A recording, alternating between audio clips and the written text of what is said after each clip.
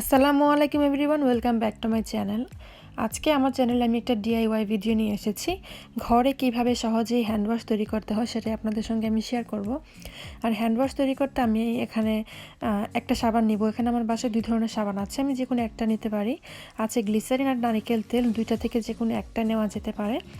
আমি গ্লিসারিনটাকে বেশি প্রেফার করি। তো আমি এখান থেকে একটা সাবান নিয়ে এখন একটা সবজি কুড়ুনি দিয়ে গ্রেট করতে থাকবো। আজকাল বাজারে হ্যান্ডওয়াশ পাওয়াই যায় না, যাও পাওয়া যায় তা খুবই দাম। তাই বাসায় এইভাবে সহজে যদি আমরা হ্যান্ডওয়াশ বানিয়ে নিতে পারি, এই সময় আমাদের খুবই কাজে আসবে। আর এটা বানানো খুবই সহজ। তো আমি একটা গ্রেটার দিয়ে সাবানটাকে একটু গ্রেট করে নিচ্ছি।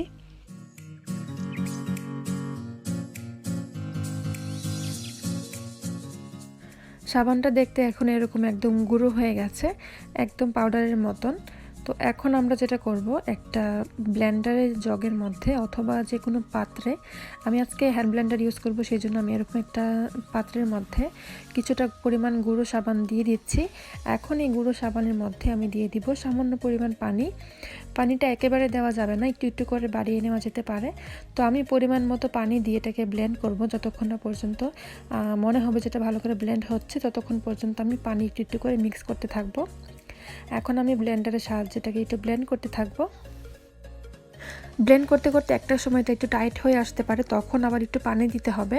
এটা আসলে নিজের আন্দাজ বুঝে পানিটা দিতে হবে। তারপরে আবার ব্লেন্ড করতে থাকতে হবে যতক্ষণ না পর্যন্ত একটা স্মুথ একটা কনসিস্টেন্সি না চলে আসে, ততক্ষণ পর্যন্ত আমরা ব্লেন্ড করতে থাকবো। ব্লেন্ড করা হয়ে গেলে আমরা পাত্রে ঢেলে আবার বাকি অংশটুকু ব্লেন্ড করে নিব। আমার এই মিক্সচারটা একদম ফোমের মতন হয়ে গেছে আর একটা স্মুথও হয়ে গেছে। এখন আমি এটাকে একটা বলের মধ্যে ঢেলে নিব।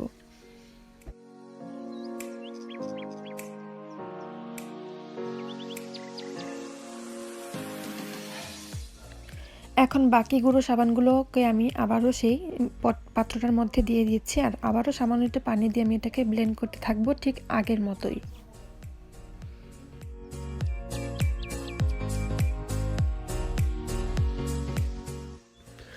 ব্লেন্ড করা হয়ে গেছে, এখন আমি বলটার মধ্যে এই মিক্সচারটাও নিয়ে নিচ্ছি।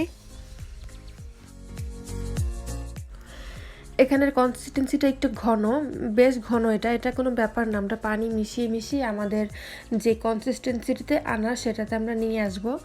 এখন আমি সব কিছু বলের মধ্যে নিয়ে নিয়েছি আর একটু পানি দিয়ে দিচ্ছি। অল্প অল্প করে পানি দিয়ে দিয়ে এটাকে মিশিয়ে বুঝে নিতে হবে যেটা কতটুকু থিকনেস, এটার থিকনেসটা কতটুকু হয়েছে। একেবারে কিন্তু বেশি পানি দেওয়া যাবে না, অল্প অল্প করে পানি দিয়ে দিয়ে কিন্তু নেড়েচেড়ে মিশিয়ে নিতে হবে। আর আমি এখন একটু মেশানোর সুবিধার্থে একটা হ্যান্ড মিক্সার দিয়ে এটাকে মিক্স করবো, এতে করে এই টেক্সচারটা আরও স্মুথ হয়ে যাবে।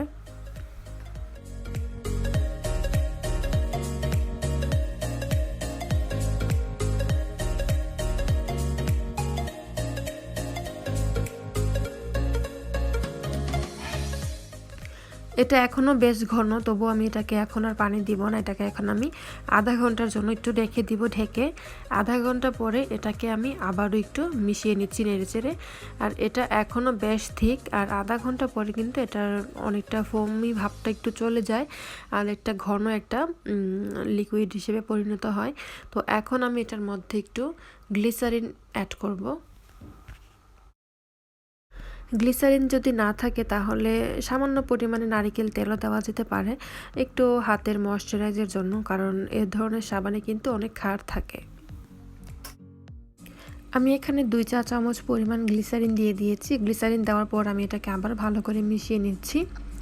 আর মনে হচ্ছে এটা অনেক বেশি থিক, এটাতে আরও পানি মেশাতে হবে। তো আমি আবারও অল্প অল্প করে পানি মেশাবো যতক্ষণ না পর্যন্ত আমার পছন্দ অনুযায়ী তরল এটা পরিণত হচ্ছে, ততক্ষণ পর্যন্ত আমি অল্প অল্প করে পানি দিতে থাকবো আর এটাকে নেড়েচেড়ে মেশাতে থাকবো।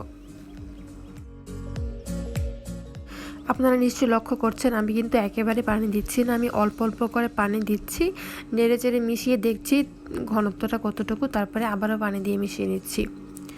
তো আমার কিন্তু মিশিয়ে নেওয়া হয়ে গেছে। এখন আমি এটাকে একটা হ্যান্ড ওয়াশের খালি বোতল, যেটা শেষ হয়ে গিয়েছে অলরেডি, সেটা ধুয়ে নিয়েছিলাম, সেটার মধ্যে নিয়ে নিচ্ছি।